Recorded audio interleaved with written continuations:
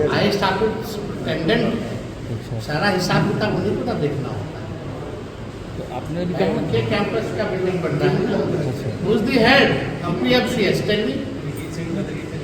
Chocolate के लिए, chocolate के लिए चॉकलेट कितना करोड़ का है सर?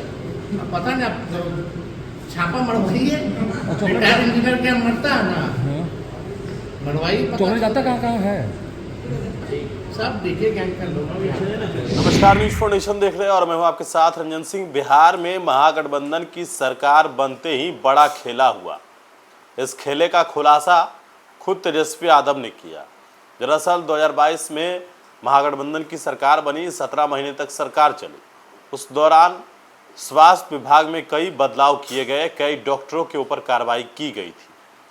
लेकिन जैसे ही सरकार बदली, विभाग का बंटवारा भी नहीं हुआ और सभी लोगों को वापस काम पर बुला लिया गया। अब इस बात का खुलासा तेजस्वी यादव ने किया है। जो कार्रवाई की गई थी डॉक्टर्स के ऊपर, उस पर तो हमने पहले ही कार्रवाई की थी, ये आई वॉश है। लेकिन बिहार में महागठबंधन की सरकार बनते ही डॉक्टर जो पीएमसीएच के अधीक्षक हैं, उनको कैबिनेट में लाया भी नहीं और जो एक प्रकार से कहा जाए कि एक्सटेंशन दे दिया। सरकार बनने के बाद विभाग बंटवारे में समय लगा था, लेकिन उससे पहले ही जो है पीएमसीएच के सुपरिटेंडेंट को उन्होंने एक्सटेंशन दे दिया और दोबारा भी एक्सटेंशन हो गया है। लगातार इस बात को लेकर तेजस्वी यादव ने बड़ा खुलासा किया है और उसे कोई छू भी नहीं सकता। ये बड़ी बात है। ये क्यों, यह भी सवाल तेजस्वी यादव से पूछा गया। वो बयान हम आपको सुनवा देंगे कि उन्होंने क्या कहा। चॉकलेट की बात कर रहे हैं, चॉकलेट मिलेगा, कितने का चॉकलेट आता है, ये जो सवाल है वो पूछा गया था। वो बयान हम आपको सुनवाएंगे।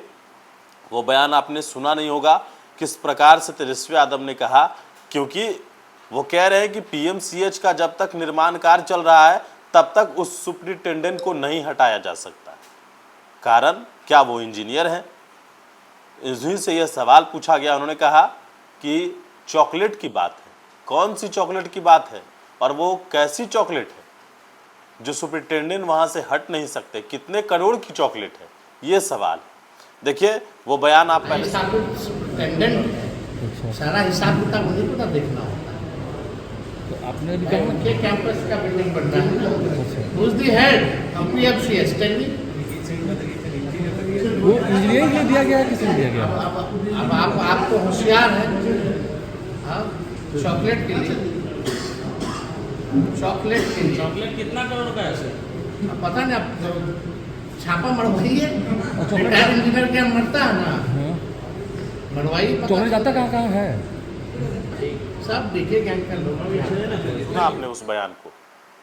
तेजस्वी यादव थे और वो इस बात को कह रहे थे कि जो सुपरिटेंडेंट है उनको कोई हटा नहीं सकता है और जितनी भी कार्रवाई मुजफ्फरपुर मामले में की गई तो वो सिर्फ और सिर्फ एक व्यक्ति को बचाने के लिए था।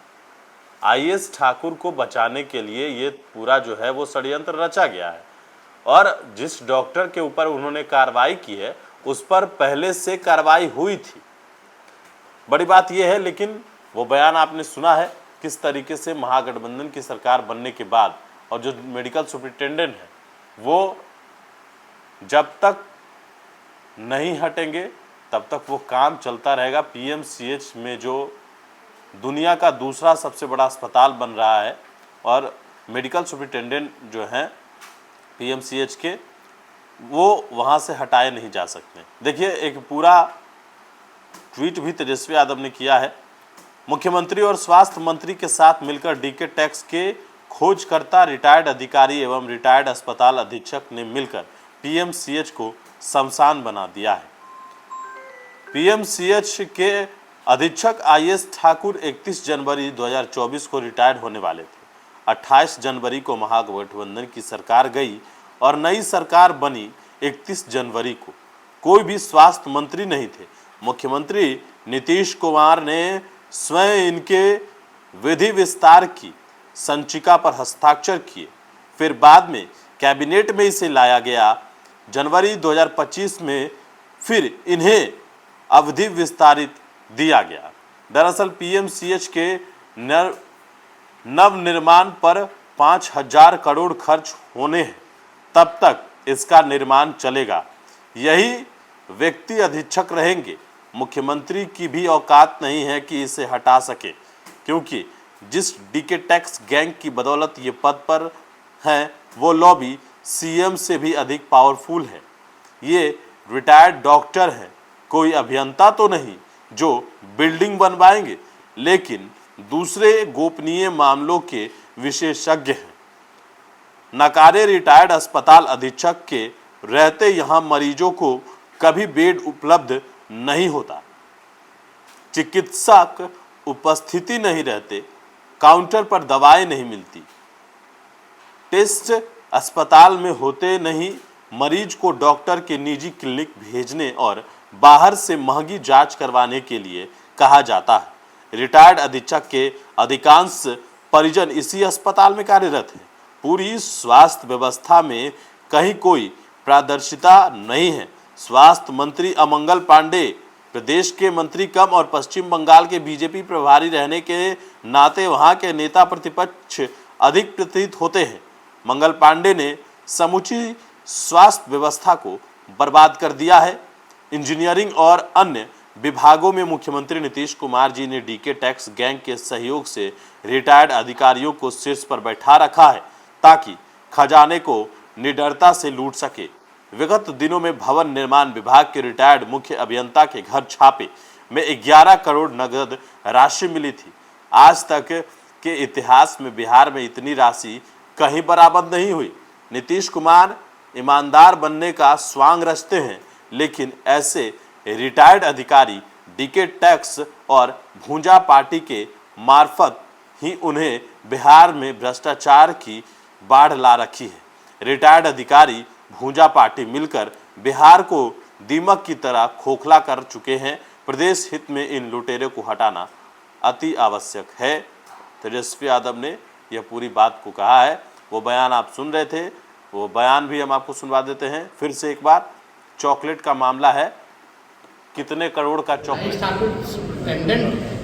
सारा हिसाब किताब उन्हीं को ना देखना होता है। तो आपने भी के कैंपस का बिल्डिंग बन रहा है ना, who's the head of PFCS? Tell me. वो इंजीनियरिंग के लिए दिया गया है, किसे दिया गया? अब आप तो होशियार हैं। हाँ, चॉकलेट के लिए, चॉकलेट के लिए, चॉकलेट कितना करोड़ का है सर? अब पता नहीं, आप छापा मरवाइए। रिटायर्ड इंजीनियर क्या मरता है ना, मरवाइए। चॉकलेट जाता कहाँ कहाँ है? सब देखे गैंग का लोग